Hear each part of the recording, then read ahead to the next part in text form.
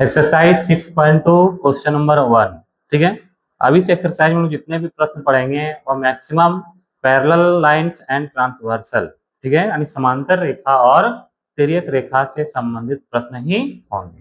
ठीक है, इस प्रश्न में आपको क्या दिया हुआ है कि ए बी पैरेलल है किसके, सी डी के। ध्यान देंगे, ये ए बी और ये सी डी, ये दोनों आपस में पैरेलल है। ठीक है, और सी डी पैरेलल है किसके, ई एफ के। ये सी डी जो है वह ई एफ के पैरेलल है। तो आपको पहले एक अभिगृहित बता चुके हैं कि वे रेखाएं जो एक ही रेखा के समांतर है तो वे आपस में भी समांतर होते हैं। ठीक है, अर्थात ये भी समांतर है किसके, सी डी के, और सी डी समांतर है ई एफ के। इसका मतलब ए बी और ई एफ भी आपस में समांतर होंगे। ठीक है, अर्थात A B C D E F ये तीनों रेखाएं एक दूसरे के समांतर हैं। ठीक है, तो सबसे पहला काम आपको यही करना है कि तीनों रेखाओं को आपस में समांतर करना है। ठीक है, देखेंगे क्या दिया हुआ है कि ए बी पैरेलल है किसके, सी डी के, और सी डी पैरेलल है किसके, ई एफ। ये दोनों रेखाएं आपस में पैरेलल है।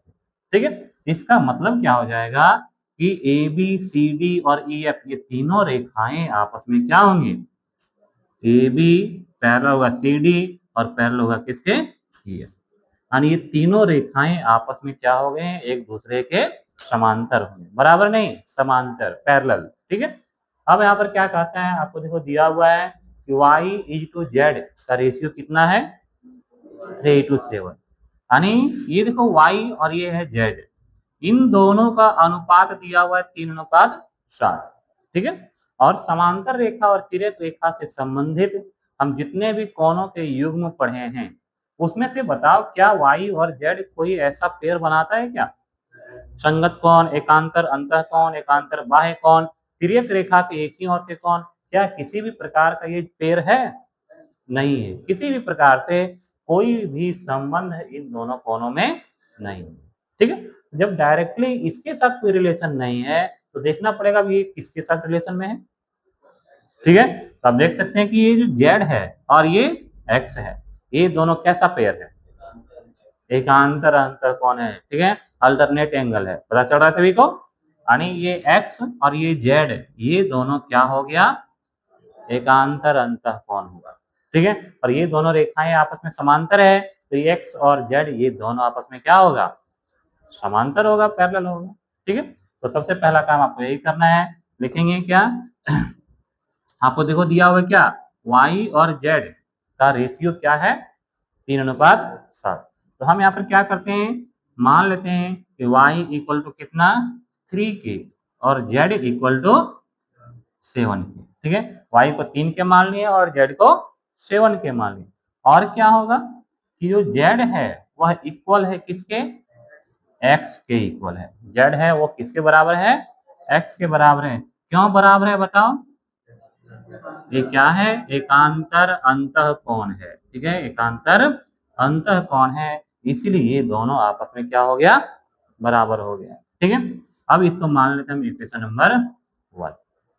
ठीक, अब देखो, अब इसका काम हो गया। अब देखो ये x और y ये दोनों कैसा पेयर है,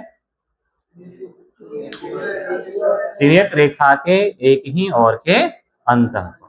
तिर्यक रेखा के एक ही ओर के अंतः कोणों का जोड़ कितना डिग्री होता है, 180 डिग्री होता है। अब आगे लिखेंगे, अब ठीक है क्या होगा कि x plus y equal to कितना होगा, 180।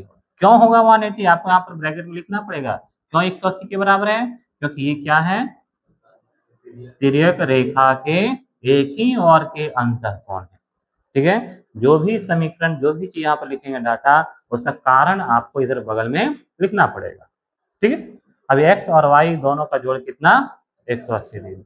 अब देखो हम y को क्या मान लिए हैं, 3 के लिए मान लिए, y को क्या मान लिए, और x जो है बराबर है किसके, z के। तो यहाँ x लिखा हुआ है, इस x के स्थान पर हम क्या कर सकते हैं, z कर सकते हैं, और z प्लस वाई इक्वल हो गया किसके, 180। अब यहाँ पर जहाँ z था वहां पर क्या x था, वहां क्या कर दिए z।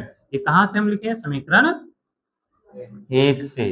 ठीक है, समीकरण 1 में देखो हम ला के रखे हैं कि z और x आपस में क्या है, बराबर। इसीलिए जहां पर जेड एक्स था वहां पर क्या कर दिए जेड। अब देखो ये जेड प्लस वाई बराबर कितना हो गया 180।